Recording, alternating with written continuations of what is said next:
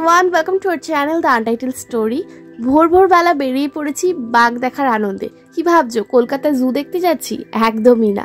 সকাল সকাল বেরিয়ে পড়েছি আর এই যে সেন্ট্রাল এভিনিউর রাস্তা দেখতে পাচ্ছ আর অটোয় বসে আছি, যাচ্ছি শিয়ালদার উদ্দেশ্যে। আমরা যাব ক্যানিং লোকাল ধরে একদম সোজা সুন্দরবন দেখতে। দিনটা ছিল 6 জানুয়ারি আর এই নতুন বছরটা শুরু করছি ঘরের পাশে সুন্দরবন ট্রিপ দিয়ে। আর এই পুরো ট্যুরটা তোমাদের সাথে শেয়ার করবো। আর এই যেখানে টিকিট কাউন্টার থেকে টিকিট কেটে নিলাম, পার হেড টিকিট পড়লো 15 টাকা করে। ক্যানিং লোকাল করে এবার আমরা চলে যাব সুন্দরবন ঘুরতে। যারা কলকাতা থেকে সুন্দরবন যাবে ভাবছো, তাহলে শিয়ালদা থেকে ক্যানিং লোকাল ধরে পৌঁছে যেতে হবে প্রথমে ক্যানিংয়ে। আমরা সকাল 7:42 ক্যানিং লোকাল ধরেছি আর ঠিক 1 ঘন্টা 20 মিনিটের মধ্যে আমরা পৌঁছে গেছি ক্যানিং। ক্যানিং পৌঁছানোর পর তোমরা যে ট্রাভেল এজেন্সির সাথে সুন্দরবন ট্রিপ বুকিং করে রেখেছো তারা তোমাদের জন্য প্ল্যাকার্ড হাতে ওয়েট করবে। আর তোমরা দেখে বুঝে যাবে, তখন তাদের সাথে দেখা করে তোমরা চলে যাবে সোজা ফেরিঘাটে। যেমন আমরা ট্রাভেল ডেস্টিনেশন সুন্দরবনের সাথে 3 দিনের ট্রিপটা করতে চলেছি। আর এই যে অটো করে যাচ্ছি আর মাতলা নদী ক্রস করছি। আমরা যাচ্ছি সোনাখালি ফেরিঘাটে, পৌঁছিয়ে গিয়েছি। এই দেখো প্ল্যাকার্ড হাতেই ভাই দেখাচ্ছে ট্রাভেল ডেস্টিনেশন সুন্দরবন। আর আমরা এইবার এই সোনাখালি ফেরিঘাট থেকে লঞ্চে উঠবো আর যাব সুন্দরবনের দিকে। সাধারণত 2 নাইট 3 ডেজ সুন্দরবন ট্যুর হয়ে থাকে আর এটা করে থাকে বিভিন্ন ট্রাভেল এজেন্সি। ক্যানিং থেকে বিভিন্ন ট্রাভেল এজেন্সি অফিস রয়েছে যারা কিনা এই সুন্দরবনের ট্যুরটা অর্গানাইজ করে থাকে। আর তোমরা চাইলে কলকাতা থেকে বুকিং করে যেতে পারো। আমি কয়েকটা ট্রাভেল এজেন্সির কন্ট্যাক্ট ডিটেলস ডেসক্রিপশনে দিয়ে রাখবো, তোমরা চাইলে চেক আউট করে নিতে পারো। আর এই যে দেখছো সোনাখালি ঘাটে কত লঞ্চ এসে ভিড়েছে আর কত মানুষ এখান থেকে সুন্দরবনের দিকে আজকে যাত্রা শুরু করবে। আর প্রচুর ভিড় ছিল। দেখো আমরা লঞ্চে উঠবো বলে এখন সিঁড়ি দিয়ে নেমে যাচ্ছি। তো তোমরা দেখতে থাকো সুন্দরবন ট্যুর ডে 1টা কিভাবে শুরু হচ্ছে আর সারাটা দিন কি করছি, তাহলে তোমাদের অনেকটা আইডিয়া হয়ে যাবে যে সুন্দরবন ট্যুরটা ঠিক কিভাবে অর্গানাইজ করা হয়ে থাকে। দেখো লঞ্চে লেখা রয়েছে নদীতে পলিথিন ফেলিবেন না। তাই বলে রাখি, আগামী দিনে যারা সুন্দরবন ঘুরতে যাচ্ছ তারা এটা একটু সতর্ক থেকো যে লঞ্চ থেকে কোনো জঞ্জাল আবর্জনা বা প্লাস্টিক জাতীয় জিনিস নদীর জলে ফেলো না। কারণ সুন্দরবনের ম্যানগ্রোভ ফরেস্ট আর যে বন্য পশু রয়েছে সেটা অনেকাংশে ক্ষতি হতে পারে এই পলিউশনের জন্য। তাই আমাদের দায়িত্ব যে পরিবেশটাকে সুন্দর করে রক্ষা করা। আর দেখো আমাদের লঞ্চ ঠিক সকাল 10:30টার সময় ছেড়ে দিয়েছে আর এখানে ব্রেকফাস্ট রেডি হচ্ছে। ব্রেকফাস্টটা দেখতেই লোভনীয় লাগছে। এখানে রয়েছে লুচি, সাদা আলুর তরকারি আর রয়েছে নলেন গুড়ের শীতের রসগোল্লা। 3 দিনের এই সুন্দরবন ট্যুরে তোমরা যে ট্রাভেল এজেন্সির সাথে যাও না কেন, লঞ্চে করে যেতে যেতে ঠিক সময় মতো তোমাদের হাতের কাছে এরকম বিভিন্ন রকমের খাবার দাবার চলে আসবে। আর সেই খাবারগুলো উপভোগ করতে করতে, ভিউ দেখতে দেখতে তোমরা তোমাদের গন্তব্যে পাড়ি দেবে। আর এই যে দেখো চলে এসছে গরম গরম চা। তো চায়ে চুমুক দিয়ে বাকিটা পথ এগিয়ে যেতে হবে। আজকের ব্লগে তোমাদের সাথে সুন্দরবন ট্যুরের প্রথম দিনের অভিজ্ঞতা শেয়ার করছি। আর বাকি 2 দিনের ব্লগ দেখতে হলে আমাদের চ্যানেল দ্য আনটাইটেলড স্টোরি অবশ্যই সাবস্ক্রাইব করে রেখো আর পাশে থাকা বেল আইকনটা ক্লিক করে রেখো যাতে আমাদের ব্লগের নোটিফিকেশন আপডেট তোমাদের কাছে সবার আগে পৌঁছে যায়।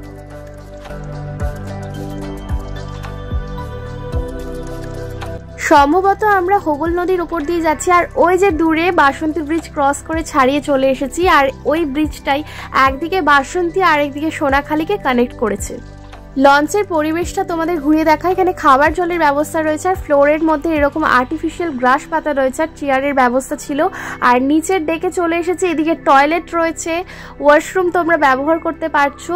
আর এখানে এরকম বেড পাতা রয়েছে যেখানে তোমরা চাইলে রেস্ট নিতে পারবে আর লাগেজ রেখে দিতে পারবে। সুন্দরবন ট্যুরের যে কোনো লঞ্চে ঠিক এই রকমভাবে একই রকম ব্যবস্থা থাকে। 3 দিনের এই সুন্দরবন ট্যুরের একমাত্র বাহন হবে লঞ্চ। লঞ্চে করে তোমরা 3 দিন সুন্দরবন ঘুরে বেড়াবে আর এই রকম প্রাকৃতিক দৃশ্য উপভোগ করবে।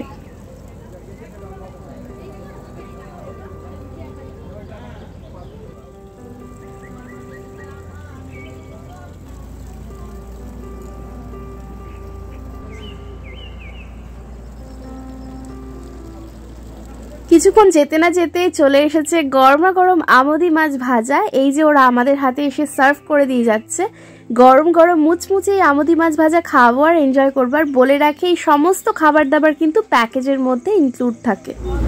দেখো গরম গরম মাছ ভাজা, এই যে খাচ্ছি আমোদি মাছ ভাজা, তার সাথে এরকম অসাধারণ ভিউ। লঞ্চে বসে আছি, দারুণ এনজয় করছি।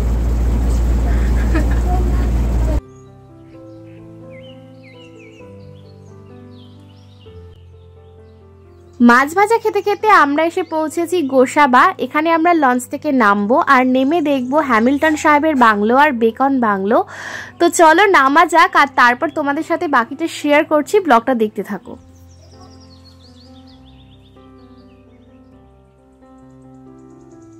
আগামী দিনে যারা সুন্দরবন ঘুরতে যাচ্ছ তাদের জন্য বলে রাখি যে সুন্দরবনের বেশিরভাগ ফেরিঘাটের অবস্থা খুব একটা ভালো নয়, তাই যখন লঞ্চ থেকে ওঠানামা করবে একটু সাবধানে সতর্কভাবে ওঠানামা করো।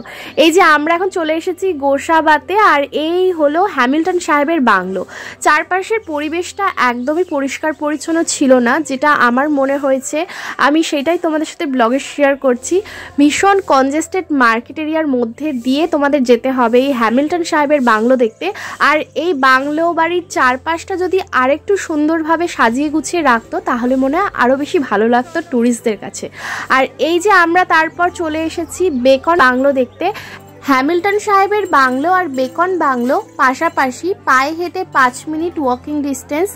তো আমরা হ্যামিল্টন সাহেবের বাংলো দেখে পায়ে হেঁটে চলে এসেছি বেকন বাংলো দেখতে। এখানে 5 টাকা করে এন্ট্রি ফি পড়ে, টিকিট কেটে নিয়েছি। তো চলো ভেতরে গিয়ে দেখা যাক যেখানে কি রয়েছে।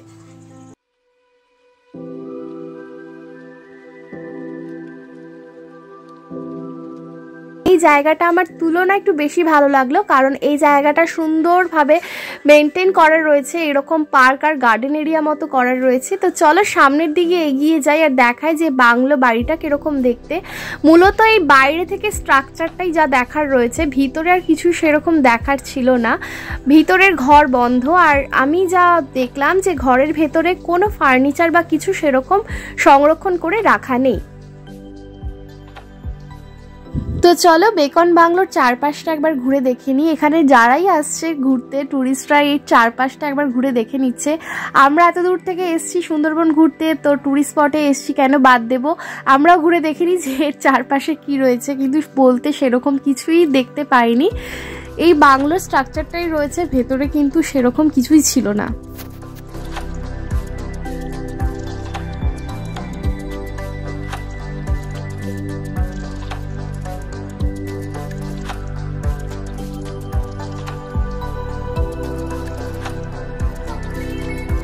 এখানে স্মৃতিস্বরূপ বিশ্বকবি রবীন্দ্রনাথ ঠাকুরের মূর্তি রয়েছে, আর এখানে দেখো লেখা রয়েছে ড্যানিয়েল হ্যামিল্টনের আমন্ত্রণে বিশ্বকবি শ্রী রবীন্দ্রনাথ ঠাকুর 1932 সালেই বাংলো বাড়িতে অবস্থান করেন। আর এই যে এখানে মূর্তি রয়েছে, আর এইরকম পার্ক এরিয়া মতো করা রয়েছে যেখানে এরকম সুন্দর ডিয়ার স্ট্যাচু রয়েছে, এগুলো দেখতে ভালোই লাগছিল। তো চলো এগুলো দেখে আমরা এবার বেরিয়ে যাব এখান থেকে। আবারও আমাদের লঞ্চে উঠতে হবে, ওখান থেকে লঞ্চে ওঠার জন্য কিন্তু ডাক চলে এসেছে।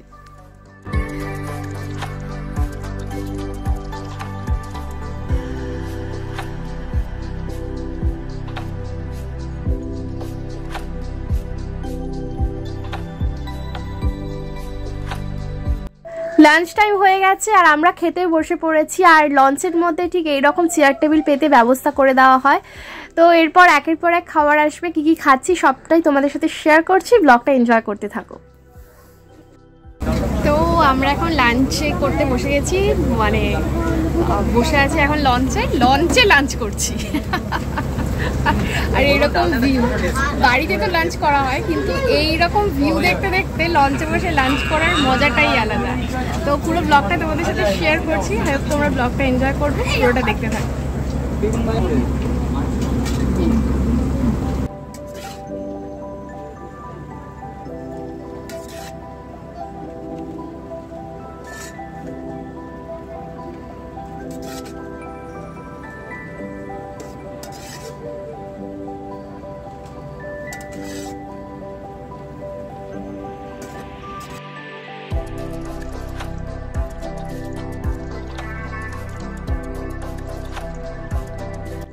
আজকে লাঞ্চে কি কি খেলাম সেটাই তোমাদের সাথে ব্লগে শেয়ার করছি। প্রথমেই দিয়ে গেছে গরমা গরম সাদা ভাত, আর চলে এসেছে ডাল। তো ডাল দিয়ে ভাত মেখে তারপর বেগুন ভাজা দিয়ে খেতে আলাদাই তৃপ্তি রয়েছে।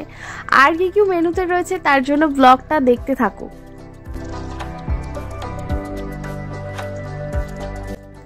এখন পাতে পড়ছে বড় সাইজের বেগুন ভাজা, এরপর আসছে কাতলা মাছ। এই হলো কাতলা মাছের কালিয়া, আর সাইজটাও বেশ ভালোই, খেতেও স্বাদটা ভালোই ছিল। এরপর চলে এসছে চিংড়ি মাছের মালাইকারি। তবে বলে রাখি চিংড়ির সাইজটা খুব একটা বড় নয়, কাঠি ঢুকিয়ে বড় করা হয়েছে, কিন্তু চিংড়ি মাছের সাইজ ভালো লাগেনি। তবে খেতে স্বাদ ভালোই ছিল, প্রত্যেকটা রান্নার তৃপ্তি পাবে খেয়ে।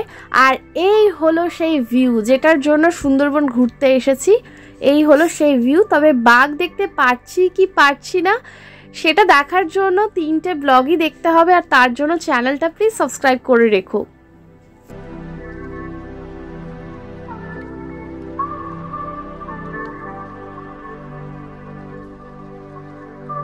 লাঞ্চ হয়ে যাওয়ার কিছুক্ষণ পরই ওরা হাতে দিয়ে গেল এই হলো কমলা লেবু। আর এই কমলা লেবু খেতে খেতেই এবার বাকিটা পথ পাড়ি দেব।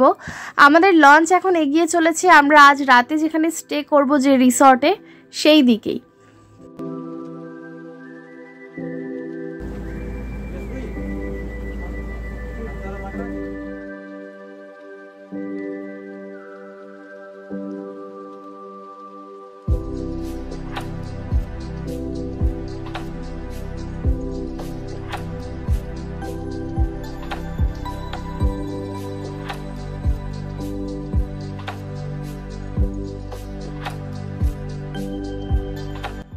দেখো আমরা ফরেস্টের পাশ দিয়ে যাচ্ছি, আর খেয়াল করলে বুঝতে পারবে যে পার ঘেঁষে এইভাবে ফেন্সিং করা রয়েছে নাইলনের তার দিয়ে, যাতে না বাঘ সাঁতরিয়ে লোকালয়ের দিকে চলে যেতে পারে। আর এটা প্রোটেকশন নেওয়ার জন্যই করা হয়েছে, ফরেস্ট ডিপার্টমেন্ট থেকে এটা করেছে। আর দেখো গাছগুলোকে দেখো কিরকম জলের মধ্যে ডুবে রয়েছে। সুন্দরবনের তো এটাই বিশেষত্ব, যখন জোয়ারের জল থাকে তখন গাছের গোড়া এরকমভাবে ডুবে থাকে, আর যখন আবার ভাটা হয় জল নেমে যায় তখন আবার কাদার মধ্যে গাছগুলো দাঁড়িয়ে থাকে। আর এইটা দেখার জন্যই তো কত দূর দূর থেকে, কত দেশ বিদেশ থেকে মানুষ আমাদের এই পশ্চিমবাংলার সুন্দরবন ম্যানগ্রোভ ফরেস্ট দেখতে ছুটে আসে। আর তার সাথে তো বাঘ দেখা একটা উপরি পাওনা রয়েছে, এটা ভাগ্যের ব্যাপার সম্পূর্ণভাবে। বাঘ দেখতে পারবো কি পারবো না, আমরাই বা বাঘ দেখতে পারবো কি পারবো না সেটা দেখার জন্য পুরো 3টে ব্লগ তোমাদের দেখতে হবে। তো চলো কথা বলতে বলতে আমরা আমাদের রিসর্টের কাছাকাছি চলে এসেছি, বাকি ব্লগটা দেখতে থাকো শেষ পর্যন্ত।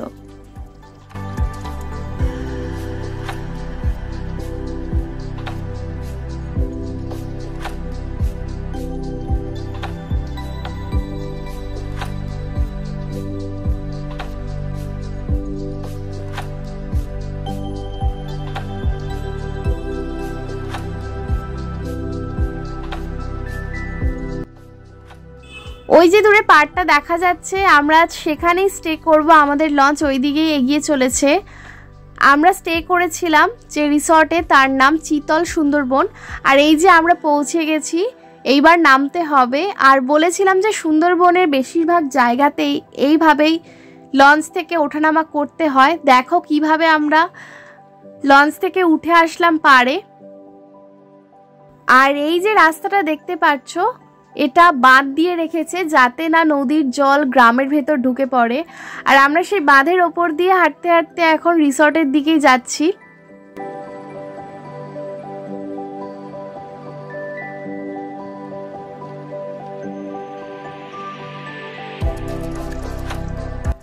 এই হলো আমাদের রিসর্ট, খুব সুন্দর ছিমছাম, খুব নিট অ্যান্ড ক্লিন ছিল, আমার ভীষণ ভালো লেগেছে।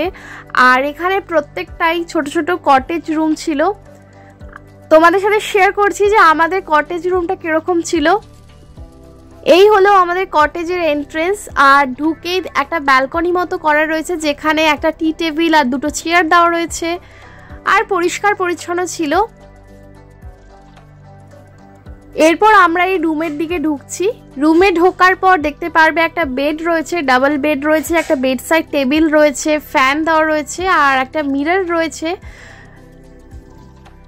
বেডের মধ্যে 2টো পিলো ছিল, একটা ব্ল্যাঙ্কেট ছিল। আর রুমের সাইজটা স্ট্যান্ডার্ড সাইজের রুম, আর পরিষ্কার পরিচ্ছন্ন, যেটা সবচেয়ে বেশি প্রয়োজন।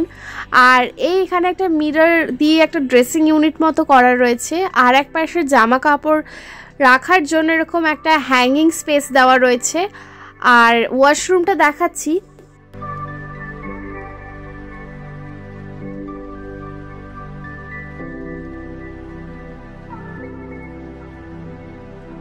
এই হলো ওয়াশরুম। ওয়াশরুমের সাইজটা বেশ বড় সাইজের ছিল। গিজার ছিল, তোমরা সব সময় 24 আওয়ার্স গিজারের গরম জল পাবে। এখানে বেসিন রয়েছে, মিরর রয়েছে, আর জলের কোনো অসুবিধা হবে না, সব সময় জল অ্যাভেলেবেল রয়েছে।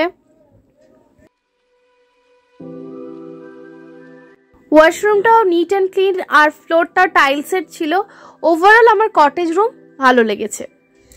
সন্ধ্যা হয়ে গেছে, আর কিছুক্ষণ রেস্ট নিয়ে এখন আমরা যাচ্ছি রিসর্টের ডাইনিং এরিয়াতে। সেখানে একটা প্রোগ্রাম অ্যারেঞ্জ করা হয়েছে, ঝুমুর ডান্সের প্রোগ্রাম, তো সেটাই এখন দেখবো। তো চলো দেখা যাক কিরকম ইভিনিংটা এনজয় করতে পারি।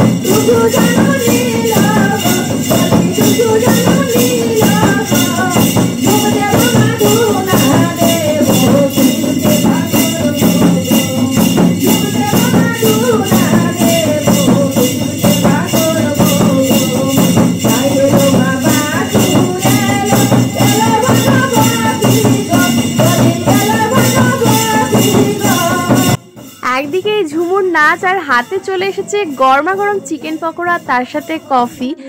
ইভিনিং স্ন্যাক্স খেতে খেতে আমরা ঝুমুর ডান্স এনজয় করছিলাম। আর আমরাই বা বাদ যাই কেন, আমরা ঝুমুর নাচের সাথে তালে তাল মেলালাম। তো চলো ব্লগটা দেখতে থাকো আর এনজয় করো।